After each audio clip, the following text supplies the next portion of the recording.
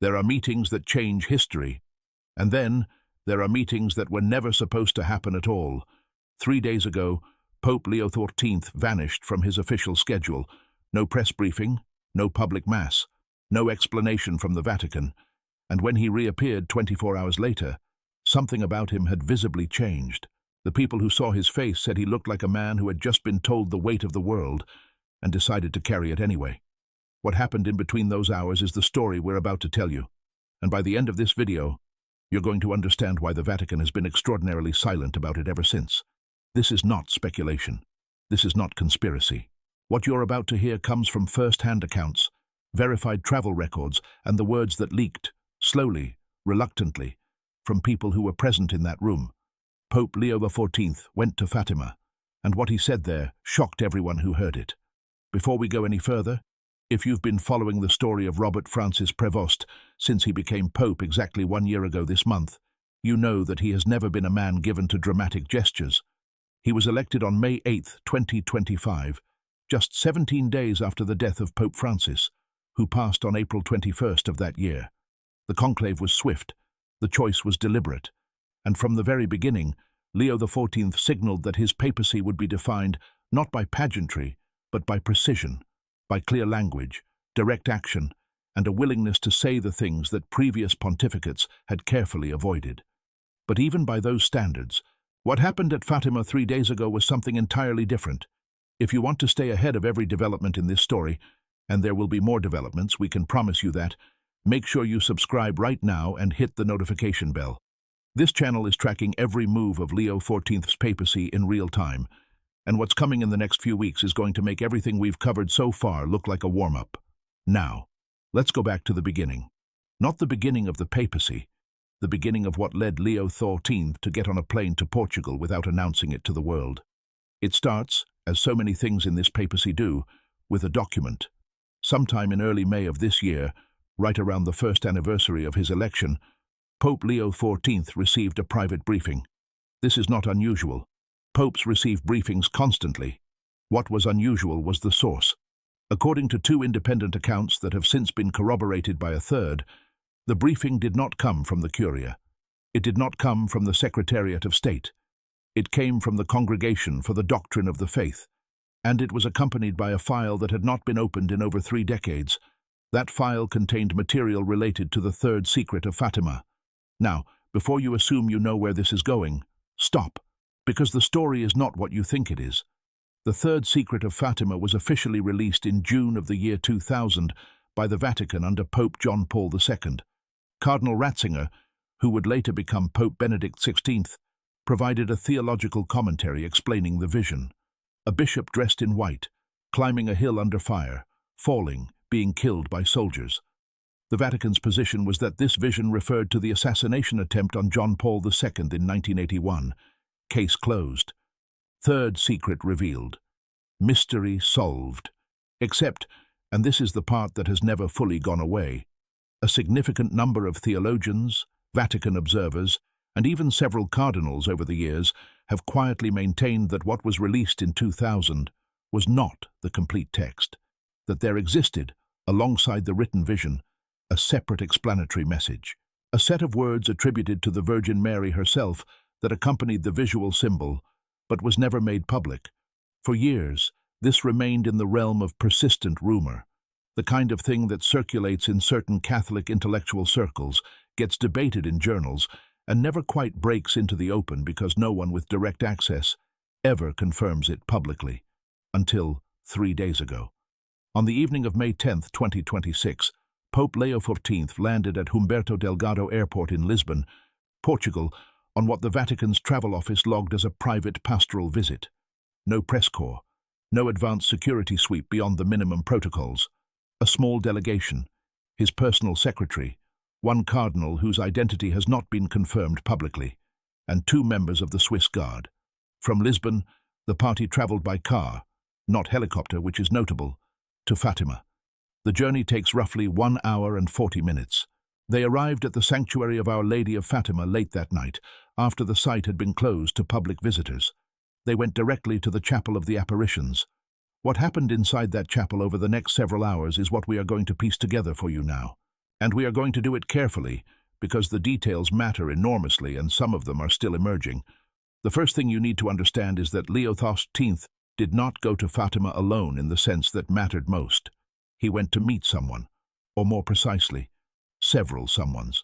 Waiting at the sanctuary that night were three individuals whose presence together in the same room should, by any reasonable measure, have been impossible. The first was a retired Portuguese bishop, now in his mid-80s, who served in a sensitive archival role under both John Paul II and Benedict XVI. The second was a theologian, a woman, which is itself significant given the context, who specializes in Marian apparitions and has published extensively on the history of Fatima. The third, and this is the detail that has generated the most intense reaction among Vatican insiders, was a member of the original Fatima Documentation Commission from the 1990s, a man who was present in the room when the decision was made about what to release and what to withhold. These three people had apparently been requesting an audience with the new pope since the earliest weeks of his pontificate. According to the account that has been described to us, the requests were initially handled by mid-level Vatican staff, who treated them as the kind of persistent petition that the Holy See receives regularly and files away with polite acknowledgement. But sometime in early 2026, one of these communications reached Leo XIV directly, and he read it. What was in that communication has not been fully disclosed, but it was enough to make the Pope board a plane to Portugal in the middle of the night. The meeting in the Chapel of the Apparitions lasted approximately 4 hours. 4 hours. For context, papal private audiences are typically measured in minutes. Even extended working sessions with heads of state rarely exceed 90 minutes. 4 hours, in the middle of the night, in a chapel that was closed to the public, with three people whose combined institutional knowledge of Fatima's most sensitive materials spanned more than 60 years. We don't have a transcript. We want to be completely honest with you about that. What we have are the accounts of what happened before the meeting, what happened after it, and, crucially, what Pope Leo XIV said publicly the following morning. Let's talk about the morning. Leo XIV celebrated Mass at the Fatima Shrine on May 11th. This Mass was public. It had not been announced in advance, which meant the crowd was smaller than it would have been. A few hundred pilgrims who happened to be there that morning, plus sanctuary staff and the local clergy who were quietly notified overnight. There were cameras present, because the shrine has permanent media infrastructure. And so we have footage. The homily Leo XIV delivered that morning has since been described by multiple theologians and Vatican analysts as the most significant public statement by a sitting pope on the subject of Fatima in at least 20 years, possibly longer. He did not read from prepared notes. He spoke for approximately 14 minutes, and the core of what he said, stripped of its theological framing, was this: the Church has a responsibility to truth that does not expire. What has been entrusted to us in faith is not ours to manage for the sake of comfort. There are things that were given to this institution not to be kept, but to be given away. The mercy of heaven is not served by the caution of institutions, and the time for certain cautions has passed. He then said something that made the people in that chapel go very still. He said, "I have read what I was not supposed to have read. I have heard what I was not supposed to have heard. And I am no longer willing to pretend that the weight of this belongs only to me." Let that land for a moment. A sitting pope, standing at the Fatima Shrine, telling the world, or at least the few hundred people in that chapel and the cameras recording, that he has accessed information he was not authorized to access, and that he intends to do something with it. The reaction in Rome was immediate, even before most of the world knew the homily had happened. By mid-morning on May 11th, Vatican communications staff were fielding calls from bishops, cardinals, and heads of religious orders who had seen clips of the homily circulating on Catholic media networks. The Secretariat of State issued what it called a contextual clarification, a document that is worth reading very carefully because of what it does not say. It does not say the Pope misspoke. It does not say the homily was taken out of context. It says, and we are quoting directly, "The Holy Father's words at Fatima reflect his personal pastoral engagement with the living tradition of Marian spirituality and should be understood in that spirit." That is not a denial. That is not even a clarification. That is a sentence specifically designed to say nothing while appearing to say something. And Vatican watchers, people who have spent their careers parsing precisely this kind of language, noticed. Now we need to talk about what Leo XIV actually found in that file, because this is where the story takes a turn that goes beyond institutional history and becomes something genuinely extraordinary. Based on the accounts we have been able to gather, and again, we are being careful here, we are working with information that is incomplete and still developing, the material Leo XIV reviewed contained two distinct elements. The first was, as has long been speculated, an additional textual component of the Fatima message, not a second vision, a written statement, words attributed directly to the Marian apparition, which the three children of Fatima, Lucia, Francisco, and Jacinta, recorded separately from the symbolic vision that was released in 2000. This text had been held in a sealed archive under extraordinary protocols. Multiple popes had read it. None had chosen to release it. The second element was what appears to have been a systematic record of the decision-making process around that suppression. Not just the decision itself, but the reasoning, the debates, the specific concerns that led successive pontificates to conclude that the text should not be made public. And here is where it gets complicated, because those concerns, according to the man at that meeting who was present for the original discussions, were not primarily theological. They were institutional. They were about what the text, taken in its full form, would imply about the relationship between the institutional church and the apocalyptic tradition it formally acknowledges, but has always been very careful to keep at arm's length. We want to be precise about what this means, because it is easy to misread. The Catholic Church formally acknowledges Fatima as one of the most significant approved apparitions in modern history. The three seers are venerated. Two of them, Francisco and Jacinta, have been canonized. The message of Fatima, penance, prayer, consecration of Russia, is woven into the fabric of Catholic devotional life. The Church has never walked away from Fatima.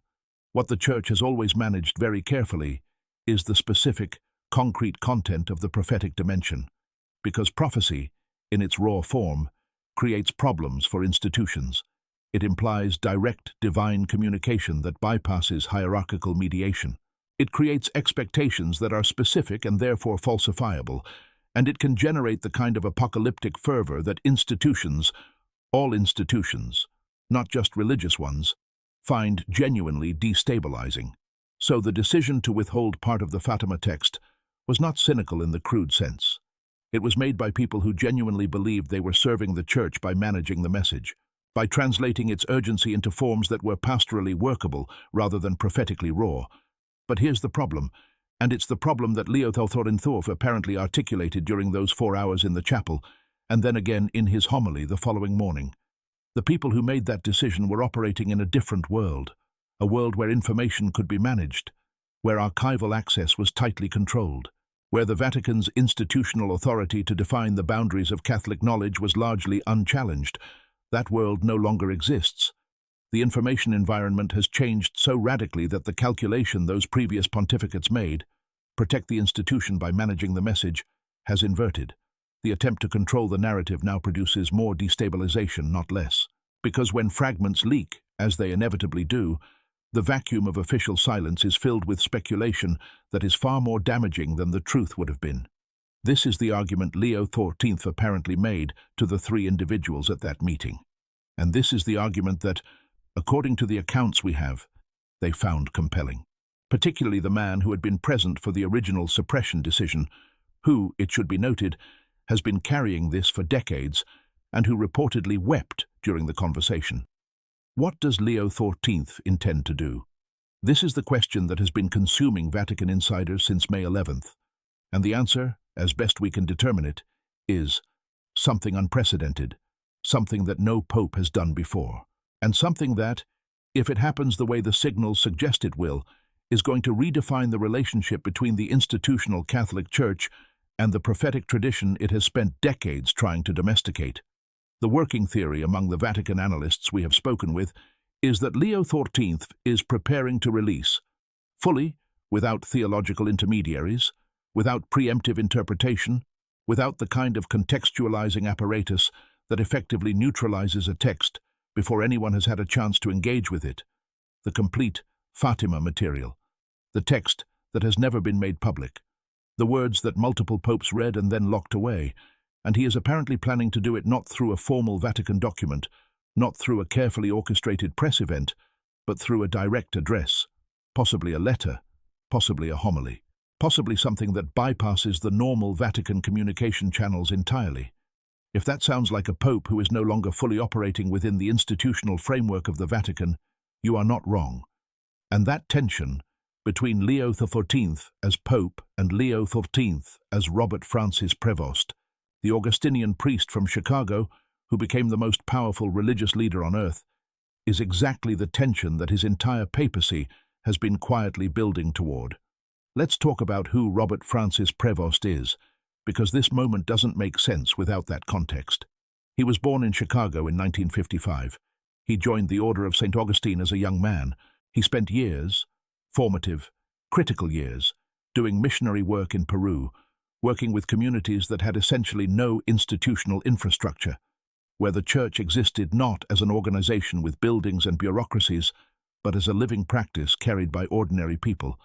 He learned Spanish. He became fluent in the particular kind of faith that survives in the absence of institutions, the kind that doesn't need official validation because it was never dependent on it. He rose through the order. He came back to Rome. He took on administrative roles. He became a bishop, then an archbishop, then the head of the dicastery for bishops, one of the most powerful positions in the Vatican's administrative structure, responsible for the appointment of bishops worldwide. He was, by any measure, an insider, a cardinal who knew where all the bodies were buried, institutionally speaking. But he never lost that other thing, that quality that the people who worked with him consistently describe as a kind of radical directness, an inability, or perhaps an unwillingness, to be satisfied with the managed version of anything, including truth. When he was elected on May 8, 2025, many in the College of Cardinals believed they were electing a steady administrative hand, a man who would consolidate the reforms of Francis without the turbulence, a caretaker pope, in the best sense of that term. They elected something else entirely. The papacy of Leo XIV has been, from its first weeks, defined by a pattern of calculated disruption. Small at first, a phrase here, a document there, a decision that violated precedent in ways that were technically within his authority but unmistakably deliberate.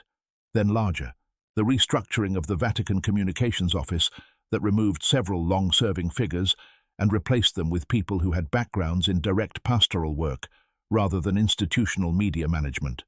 The document on synodality that went significantly further than anything Francis had issued. The quiet but unmistakable outreach to Eastern Orthodox leadership that suggested a reunification conversation more serious than anything that had happened in living memory. And now this, a secret meeting at Fatima, a homily that the Secretariat of State cannot explain away, a pope who stood at one of the most sacred Marian sites on earth and told the world, told it obliquely, but told it, that he knows something and that he is done keeping it. The reaction from the broader Catholic world has been, as you might expect, divided. There is a significant constituency, probably the majority of practicing Catholics, if we're being honest, who have always believed that the full Fatima message deserved to be made public, who have watched the 2000 release and the subsequent commentary with the feeling that something important was being withheld, who have been waiting for exactly this kind of moment. For them, Leo XIV's homily was not shocking. It was vindicating. It was the thing they had been quietly hoping a pope would one day have the courage to say. But there is another constituency, smaller, more institutionally embedded, concentrated particularly in the Roman Curia and in certain national bishops' conferences, for whom the implications of what Leo XIV did and said at Fatima are genuinely alarming, not because they want to suppress truth for its own sake, but because they understand, perhaps better than most, what happens when prophetic material is released, without the kind of institutional mediation that allows it to be absorbed gradually, carefully, without producing the kind of mass response that historical precedent suggests it might. There are real examples of this going wrong, not within Catholicism specifically, but within the broader history of religious communities encountering unmediated prophetic disclosure. The destabilization can be severe. The consequences can include schism, mass disillusionment, and the kind of charismatic fragmentation that takes generations to repair. These are not imaginary concerns, and the people raising them are not, in the main, bad actors trying to protect their own power. They are institutional stewards who have taken seriously the responsibility of managing something very large and very fragile and very old. But Leo XIV, it seems, has made a different calculation. And the argument he appears to be making is not that those concerns are wrong, it's that they no longer apply. That the Church in 2026 is not the Church of 1960 or 1980 or even 2000. That the information environment, the cultural context, the relationship between institutional religion and individual conscience has shifted so fundamentally that the old cost-benefit analysis of prophetic suppression has simply stopped working. And here is the part that we think is most important, and that has received the least attention in the initial coverage of this story. When Leo XIV said, in that chapel in Fatima, "I am no longer willing to pretend that the weight of this belongs only to me," he was not just talking about the Fatima text, he was talking about the papacy itself. He was articulating, in the most charged possible setting, a vision of papal authority that is fundamentally different from the one that has governed the institution for centuries. Not weaker, not less authoritative, but different in kind. Authority that is exercised not through the management of information, but through the sharing of it. Not through the control of access, but through the radical transparency of access. A pope who says, "I am not the keeper of heaven's secrets. I am the person responsible for making sure they reach the people they were meant for." This is, if you follow it to its logical conclusion, a genuinely revolutionary idea. And Leo XIV, the Augustinian from Chicago, who spent years in Peru learning that faith survives without institutions, may be the first person in the chair of Peter in a very long time who actually believes it. What happens next? In the immediate term, we expect an official Vatican statement in the next 48 to 72 hours that will attempt to provide more context for the Fatima visit. Whether that statement will satisfy the questions that have been raised, whether it will be the kind of genuine clarification that Leo XIV's homily seemed to promise, or whether it will be another contextual clarification that says nothing, we honestly don't know. The signals from inside the Vatican are genuinely mixed, which itself tells you something about how unsettled things are right now. In the medium term, the response from the international church is going to be significant. We are already seeing the beginnings of it. Several European bishops' conferences have reportedly requested urgent briefings from the Secretariat of State. The Brazilian Bishops' Conference, which represents the largest Catholic community in the world, has issued a statement that is notably warm toward Leo XIV's Fatima remarks, which is itself a political signal of considerable importance. And from the United States, where Leo XIV is of course the first American pope, the reaction is being shaped by the same cultural and political fractures that define everything else in American Catholic life right now. In the longer term, and this is where it gets genuinely uncharted, the release of the complete Fatima text, if and when it happens, is going to do something to the Catholic Church that is very difficult to predict. Not catastrophic, necessarily. Not the end of the institution. The Church has survived things that seemed more immediately threatening, but transformative. The kind of transformative that takes decades to fully understand, and that historians will look back on as the moment when one chapter ended and another began. We want to leave you with something that one of the people who was present at that chapel in Fatima said to a journalist afterward. "We have the account second-hand, through a source we trust, and we believe it is accurate. This person, one of the three who met with Leo XIV that night, we don't know which one, said this. He didn't come to us with questions. He came to us with something he had already decided. He wanted us to know that. He wanted witnesses. He wanted witnesses. Think about that. A pope who traveled in secret, in the middle of the night, to the site of one of the most significant prophetic events in modern Catholic history. Not to deliberate, not to be persuaded, but to be witnessed in a decision he had already made. A decision that has been building through every unconventional move, every carefully placed phrase, every structural disruption of this first extraordinary year of his papacy. Robert Francis Prevost became Pope Leo XIV 1 year ago, almost to the day of this recording. He was elected in the aftermath of grief, in the shadow of a beloved predecessor, in a world that was already asking more of the Church than the Church was comfortable giving. And he has spent that year quietly, systematically, almost architecturally, building toward something. We think we are watching the beginning of what that something is, In the next few days, we will continue tracking every development from Fatima and from Rome. If the Vatican releases a formal statement, we will break it down word by word. Because as we've seen today, the words matter enormously, and so does the space between them. If additional accounts emerge from people who were at that meeting, we will bring them to you with the same commitment to careful sourcing that we've maintained throughout this story. And if Leo XIV does what the signals suggest he is preparing to do, if he releases, publicly and completely, the material that has been locked away for decades, if he stands before the world and says, "This was always meant for you, not for me," then we will be here to walk through every word of it with you, to provide the context you need, to help you understand not just what it says, but what it means, for the Church, for the faith, and for the extraordinary, unprecedented, genuinely historic papacy of the man from Chicago who went to Fatima in the middle of the night because he wanted witnesses. The story is not over. In many ways, it is just beginning, and you are going to want to be here for what comes next. Subscribe, turn on notifications, share this with anyone you know who is following Leo XIV's papacy, because the people who understand this moment will understand what follows it far better than those who are encountering it cold. The meeting at Fatima happened 3 days ago. What it set in motion is going to unfold over the coming weeks and months. We will be here for every step of it. And one final thought, the one that stays with us long after the details have settled. In 1917, 3 children stood in a field in Portugal and received a message that the Church spent more than a century deciding how to handle. They were 10 years old, and 8, and 7. They had no institutional authority. They had no theological training. They had nothing except the experience of having been present for something that changed them completely. 1 year ago, a 69-year-old Augustinian from Chicago stood in the Sistine Chapel and accepted a weight that no one fully prepares for. He has spent this year doing something that very few popes in history have done, learning in real time in public, with the whole world watching, exactly who he is in this role, what he is willing to carry, and what he has decided he is no longer willing to keep. 3 days ago, he went to Fatima. He came back changed, and the Church will not be the same.